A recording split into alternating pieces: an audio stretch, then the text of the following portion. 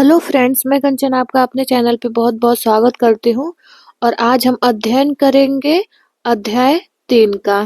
तो इसमें हम देखेंगे कि सरकार क्या है, इस अध्याय में पढ़ेंगे सरकार क्या है, कैसे इसका गठन होता है। देखिए किसी भी देश में एक सरकार होती है वो 2 तरह से देखने को मिल सकता है हमें, केंद्रीय सरकार और राज्य स्तरीय सरकार।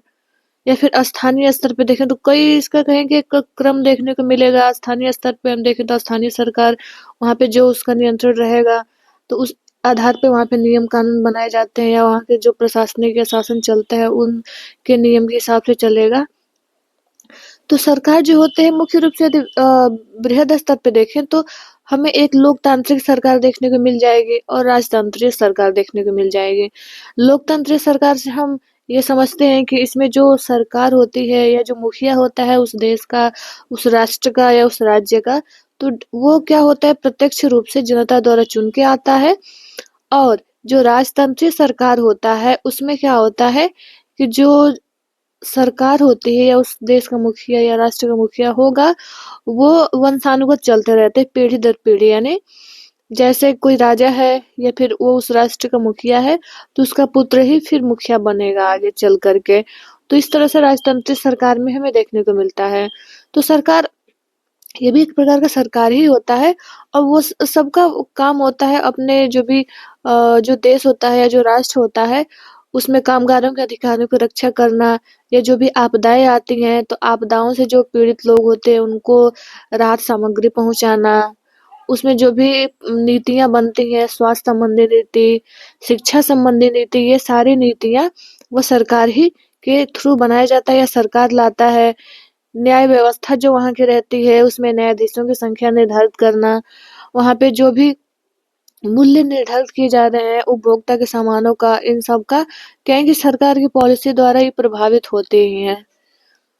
देखिए यहाँ से हम देखते हैं इसे दिया है कि हर एक जो देश होते हैं तो हर एक देश में विभिन्न निर्णय लेने एवं काम करने के लिए सरकार की जरूरत होती है। इसमें से ये जो निर्णय होते हैं ये कई देखें तो कई विषयों से संबंधित हो सकते हैं। सड़कें और स्कूल कहाँ बनाए जाएं, बहुत ज़्यादा या महंगी हो जाने पर किसी भी चीज़ के दाम कैसे घटाए जाएं ताकि जो आम जनता है उनको भी इसकी सुविधा मिल सके, इसका उपयोग कर सके। बिजली की आपूर्ति को कैसे बढ़ाया जाए। सरकार कई सामाजिक मुद्दों पर भी कार्रवाई करती है। उदाहरण के लिए दिया है कि सरकार गरीबों की मदद करने के लिए कई कार्यक्रम भी चलाती है। इसके अलावा वो अन्य महत्वपूर्ण कार्यक्रम भी चलाती है और काम भी करती है, जैसे जो आधारभूत सेवाओं प्रदान करने के लिए डाक सेवा, रेल सेवाएं चलाना, जो यातायात मार्ग है परिवहन के मार्गों का निर्माण करवाना, वहाँ पे स्वास्थ्य केंद्रों का विकास करना ताकि उनको कहेंगे स्वास्थ्य सुविधाएं वहाँ की जनता को प्रदान की जा सके। इसके साथ ही साथ देखिए जो सरकार होती है, सरकार का जो काम होता है देश की सीमाओं की सुरक्षा करना, दूसरे देशों से शांतिपूर्ण संबंध बनाए रखना। उसकी जिम्मेदारी यह सुनिश्चित करना है कि देश के सभी नागरिकों को पर्याप्त भोजन और क्या हो अच्छी स्वास्थ्य सुविधाएं भी मिले। जब प्राकृतिक विपदा घेरती है जैसे कि सुनामी या भूकंप, तो मुख्य रूप से जो सरकार होती है, सरकार ही जो वहाँ के पीड़ित लोग रहते हैं, जो आपदा से प्रभावित लोग हैं, उनको सुविधाएं मुहैया कराएगी। अगर कहीं कोई विवाद होता है या कोई अपराध करता है तो लोग न्यायालय जाते हैं और न्यायालय भी क्या है एक तरह से सरकार का ही अंग है। उसमें जो न्यायाधीशों का चुनाव होता है तो क्या होता है कि उनका भी चयन सरकार के द्वारा ही किया जाता है।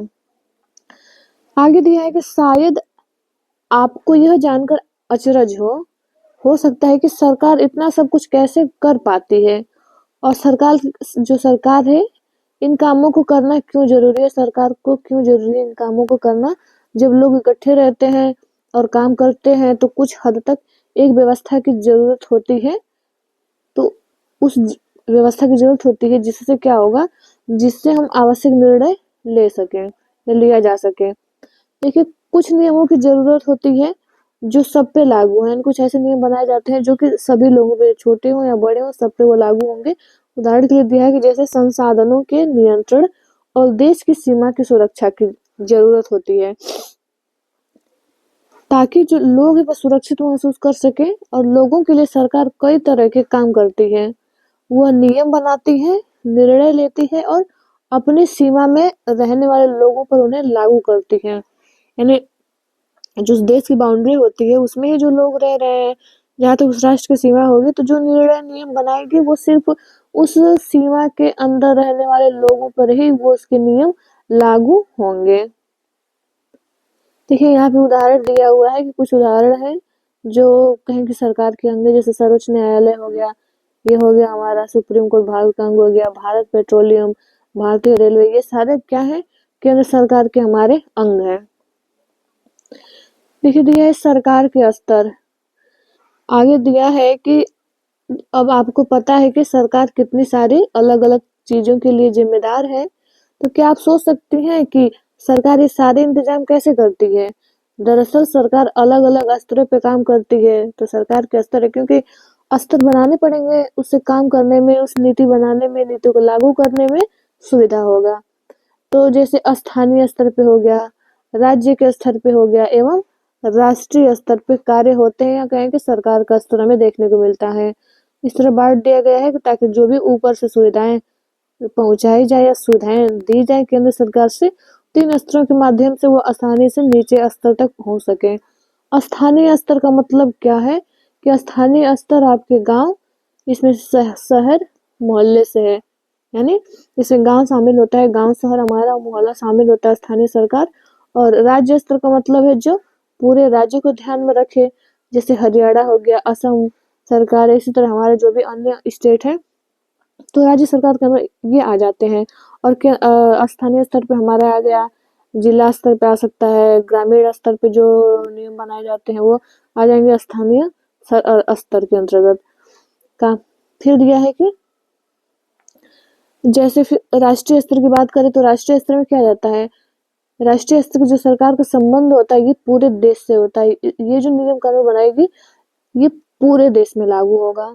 जब राष्ट्र या कहेंगे केंद्र सरकार बनाएगी, तो वहीं स्थानीय जो सरकार नियम बनाता है या जो वो पॉलिसी बनाएगी वो मात्र उस स्थान के लिए निश्चित होता है या उस स्थान पे लगेगा, लेकिन केंद्र सरकार बनाएगी और उसको इसको भी स्थानीय सरकार लागू कर रहे हैं, तो ये ऐसा होगा कि जो पूरा देश है, पूरे देश में हर एक स्थानीय सरकार द्वारा उसको, यदि पूरे देश के लिए वो नियम या कानून बनाया गया है तो लगाने का, लागू करवाने का प्रयास करेगा स्थानीय सरकार।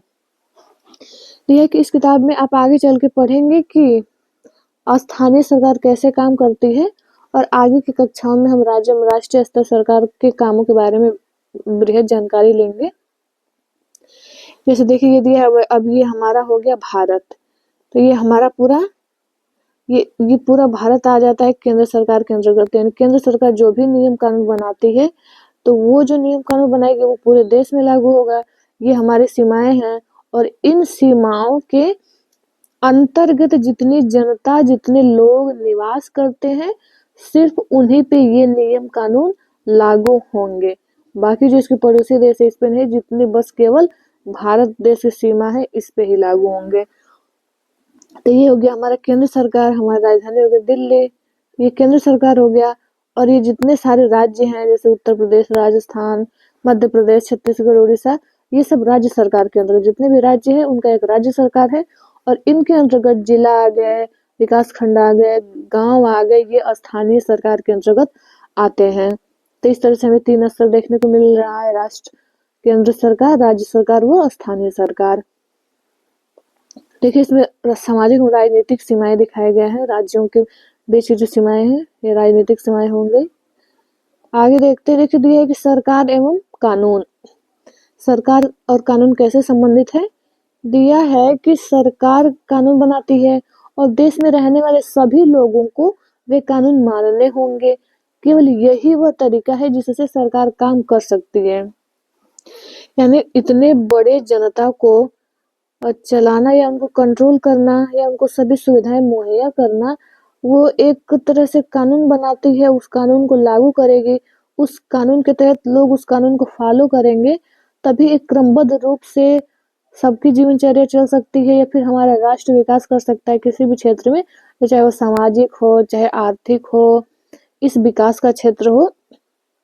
तो यदि एक नियम के तहत लोग चलते हैं और उस नियम को जो सरकार बनाते हैं उसको मानते हैं, उसी के अनुसार कार्य करते हैं तो ही सही है, लोगों के लिए भी और उस राष्ट्र के लिए, दोनों के विकास के लिए। आगे दिया है कि सरकार के पास जैसे कानून बनाने की ताकत होती है, वैसे ये ताकत भी होती है कि लोगों को कानून मानने के लिए बाध्य करे। यानी ये भी ताकत होती है कि सरकार लोगों को मानने के लिए बाध्य कर सकती है। उदाहरण के लिए एक कानून है कि गाड़ी चलाने वाले के पास लाइसेंस होना चाहिए। अगर कोई लाइसेंस के बिना गाड़ी चलाता है और पकड़ा जाता है तो क्या होगा, उसे जेल की सजा काटनी पड़ती है या फिर जुर्माना भरना पड़ता है। तो यानी कानून तो बना दी सरकार ने, लेकिन क्या है, इसके पास ये भी शक्ति है कि वो उसे लागू भी कर सकती है। आगे दिया है कि सरकार है जो कार्रवाई कर सकती है, उसके अलावा अगर लोगों को लगे कि किसी कानून का ढंग से पालन नहीं हो रहा है तो वे भी कुछ कदम उठा सकते हैं उसको लागू करवाने के लिए, पालन करवाने के लिए। उदाहरण के लिए दिया है कि अगर किसी व्यक्ति को यह लगे कि उसको उसके धर्म या उसकी जाति के कारण किसी नौकरी में या फिर नौकरी में नहीं लिया गया हो धर्म या जाति के कारण, तो वो न्यायालय जा सकता है उसको मनवाने के लिए कि मुझे भी उसमें जगह मिलना चाहिए या भर्ती मिलनी चाहिए, और यह दावा कर सकते हैं कि कानून का पालन नहीं हो रहा है या मेरे साथ गलत हो रहा है। तब न्यायालय क्या करेगा, आदेश देगा कि क्या कदम उठाने की जरूरत है, तो उसके तहत न्यायालय द्वारा उसके साथ उचित न्याय होगा। जिस प्रकार से सरकार कोई नियम बना रही है उसको लागू करने के लिए बाध्य भी कर सकती है, तो जनता द्वारा भी यदि कोई सरकार यदि देखा जाए कि उसके जो कार्यकर्ता हैं या सही से पालन नहीं कर पा रहे हैं, किसी के साथ अन्याय हो रहा है, तो वो फिर उच्च न्यायालय या उच्चतम न्यायालय जा करके उसको अपने कार्य को वो पूरा करवा सकता है। देखिए सरकार के प्रकार दिया है कि सरकार के प्रकार कितने प्रकार की होती हैं। तो इसमें दिया है कि सरकार को निर्णय लेने और कानूनों का पालन करवाने यानी उन्हें बाध्य बनाने की शक्ति कौन देता है। तो हम देखेंगे सरकार के प्रकार में। देखिए आगे यहाँ पे प्रश्न दिया है कि इस प्रश्न का उत्तर इस बात पे निर्भर करता है कि उस देश में कैसी सरकार है। अब तो यदि लोकतंत्र में तो लोग ही सरकार को यह शक्ति देते हैं कि सरकार कोई कार्य कर रही है तो वो लोकतंत्र द्वारा उसे शक्ति दी जाती है। लोकतंत्र चाहे वहां की जनता चाहे तो वो शक्ति क्या कर सकती है, छीन सकती है उससे बहुमत हटा करके, या फिर उसके विपक्ष में बहुमत दे करके फिर उस सरकार को हटा सकती है यदि वो सही नहीं कार्य कर रहा है। तो ये दिया है कि लोग ऐसा चुनाव के माध्यम से कर सकते हैं। वे अपनी पसंद के नेता को वोट देकर चुनते हैं। एक बार चुन लिए जाने के बाद यही लोग क्या कर सकते हैं, ये सरकार बनाते हैं, और लोकतंत्र में सरकार को अपने निर्णय में उठाए गए कदमों का आधार बताना होता है और सफाई देनी होती है जनता को कि हाँ मैं कैसे कार्य कर रहा हूँ या क्या कर रहा हूँ। जनता के लिए वो जवाबदेही होती है सरकार, जो लोकतांत्रिक सरकार होती है। एक दूसरी तरह की सरकार दिया है जिसमें हम राजतंत्रीय सरकार के नाम से जानते हैं, और इसमें क्या होता है, राजा या रानी होते हैं तो उसके पास जो निर्णय होता है, निर्णय लेने की शक्ति होती है या सरकार चलाने की शक्ति होती है, यानी तो वो उसका निर्णय लेगा वो राजा या रानी या जो उस राष्ट्र का मुखिया होगा, तो उसके अंतर्गत उसके साथ या उसके हाथ में पावर होती है। राजा के पास सलाहकारों का एक छोटा सा समूह होता है जिससे वह विभिन्न मुद्दों पर चर्चा कर सकता है, और अंतिम निर्णय लेने की शक्ति क्या होती है, उसी के पास होती है, राजा के पास। तो राजा ही अंतिम कर्ता धर्ता होता है, कह सकते हैं कि निर्णय लेने का। जैसे दिया है कि लोकतंत्र में लोगों की भागीदारी उन निर्णयों को लेने में महत्वपूर्ण है जो उनको प्रभावित करते हैं। यानी लोकतंत्र में कहें कि शक्ति जनता के हाथ में होती है। और जैसे यहाँ दिया है कि आपके यहाँ जिस प्रकार की शासन व्यवस्था है उसके स्थान पर आप कैसी शासन व्यवस्था चाहेंगे। तो हमारे देश में तो अच्छा है लोकतंत्रात्मक व्यवस्था। यहाँ पे राजतंत्र होता है तो राजतंत्र में देश के नागरिक को अपनी पसंद का नेता चुनने की छूट होती है। तो इसमें देखिए ये गलत है।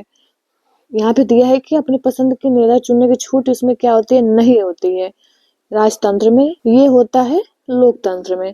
जैसे आगे यहाँ दिया है कि लोकतंत्र में एक राजा के पास देश पर शासन करने की संपूर्ण ताकत होती है, तो ये भी गलत है। संपूर्ण ताकत नहीं होती है उसके पास, राजा के पास लोकतंत्र में। और राजतंत्र में राजा या रानी द्वारा लिए गए निर्णय पर लोग प्रश्न उठा सकते हैं, तो ये भी गलत है। यानी इसको सही करना यहाँ पे है। तो राजतंत्र में राजा या रानी द्वारा लिए गए निर्णय पर जनता कोई भी प्रश्न नहीं उठा सकती है। आगे देखते हैं इसमें हम, जैसे दिया है कि लोकतंत्र के समान राजतंत्र में राजा या रानी को अपने निर्णय के आधार पे नहीं बताने पड़ते और न ही अपने निर्णयों की सफाई देनी पड़ती है। यानी वो जो निर्णय लेंगे वो सही होगा, वो उनको सही लग रहा है तो वो निर्णय लागू होगा, या उसके लिए सफाई वो नहीं देंगे जनता को।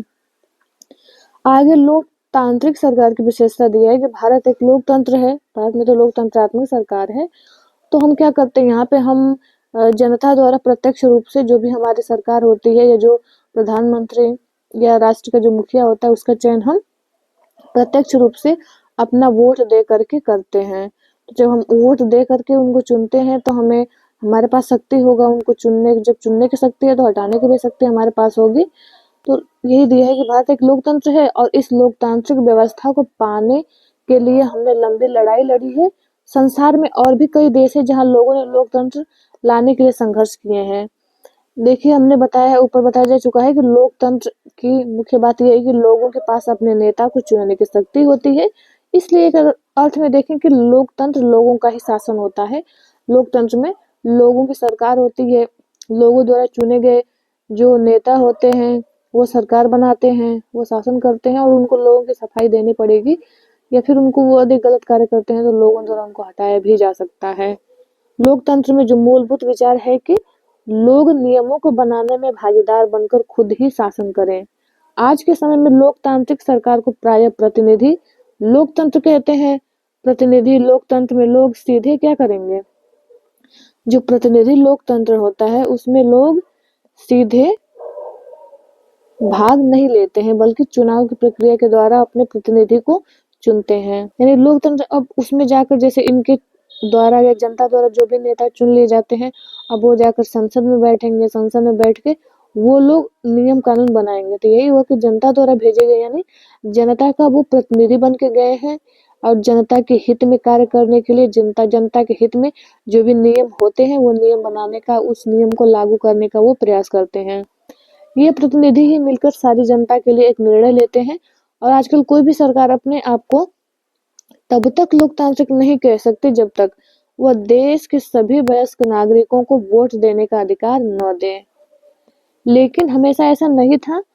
आगे दे रहा है कि क्या आप विश्वास कर सकते हैं कि एक समय ऐसा था जब लोकतांत्रिक सरकारें औरतों और गरीबों को चुनाव में भाग नहीं लेने देती थी। तो हाँ, ऐसा पहले था कि जनता जो गरीब है उनको नहीं था, दलित वर्गों को चुनाव में या महिलाओं को भी चुनाव में भाग लेने का, वोट देने का अधिकार इनके पास नहीं था। अब आपने अपने शुरुआती जो दौर था उस दौर में सरकारें केवल उन्हीं पुरुषों को वोट देने देती थी जो पढ़े लिखे थे, जिनके पास अपनी संपत्ति होती थी। इसका मतलब था कि औरतें, गरीबों और अशिक्षितों को वोट देने का अधिकार तो नहीं था। ऐसी स्थिति में देश उन्हीं नियमों के सहारे चलते थे जो कि गिने चुने मात्र पुरुष बनाते थे। भारत में देखें तो आजादी से पहले बहुत ही कम लोगों को वोट देने का अधिकार था और बहुत लोग रुचि भी नहीं दिखाते थे वोट देने में।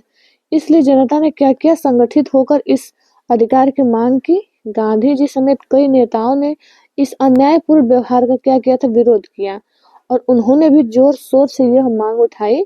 1931 में यंग इंडिया पत्रिका, जो यंग इंडिया पत्रिका में है, लिखते हुए गांधी जी ने कहा है कि मैं यह विचार सहन नहीं कर सकता कि जिस आदमी के पास संपत्ति है वह वोट दे सकता है, लेकिन वह आदमी जिसके पास चरित्र है पर संपत्ति या शिक्षा नहीं है वो वोट नहीं दे सकता है, या जो दिन भर अपना पसीना बहा के ईमानदारी से काम करता है वो वोट नहीं दे सकता है क्योंकि उसने गरीब आदमी होने का गुनाह किया है।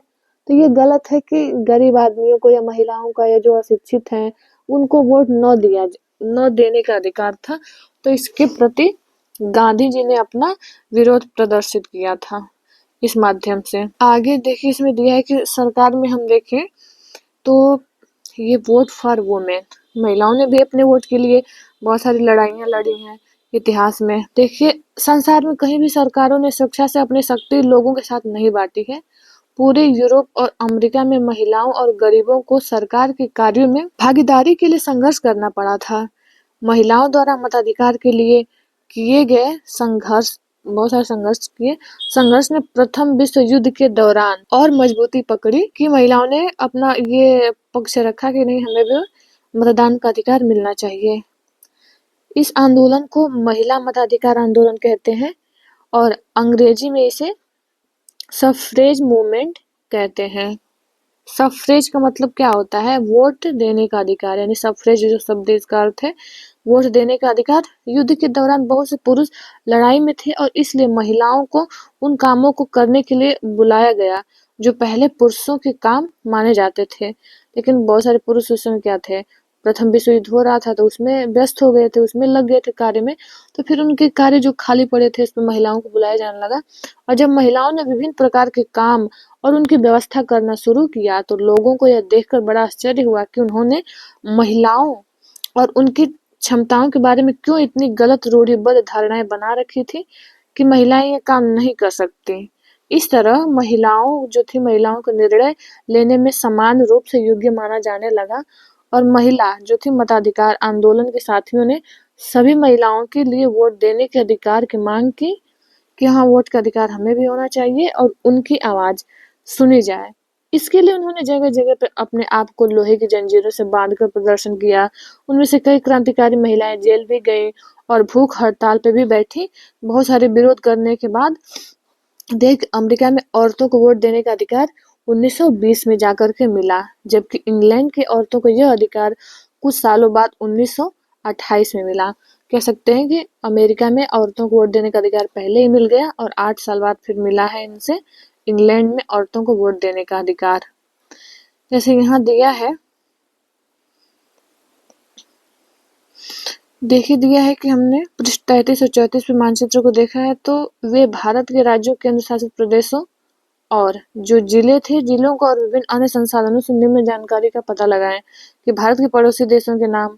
तो जैसे हम अभी ऊपर मानचित्र देखें तो पड़ोसी देशों में देखा जाए तो इसका हो गया पाकिस्तान, अफगानिस्तान, उधर पूर्व में, उत्तर पूर्व में चीन हो गया, फिर इस भूटान, नेपाल, बांग्लादेश, ये सारे देश देखें पड़ोसी देश, जैसे में श्रीलंका भी आ जाता है। तो ये सारे हम देखे हैं मानचित्र में। फिर दिया कि अपने राज्य या केंद्र शासित प्रदेश और उसके पड़ोसियों के नाम लिखिए, अपने जिले, उसके पड़ोसी जिलों के। तो इसमें आप अध्ययन करके अपने जिलों का, इस तरह से राजनीतिक मानचित्र का, जो राजनीतिक मानचित्र से मैप है उसका अध्ययन कर सकते हैं। तो मिलते हैं नेक्स्ट वीडियो में। आपसे हम्बल रिक्वेस्ट है कि इस चैनल को सब्सक्राइब कर लें और अपने दोस्तों को भी शेयर करें। ये वीडियो देखने के लिए आप लोगों का बहुत बहुत धन्यवाद।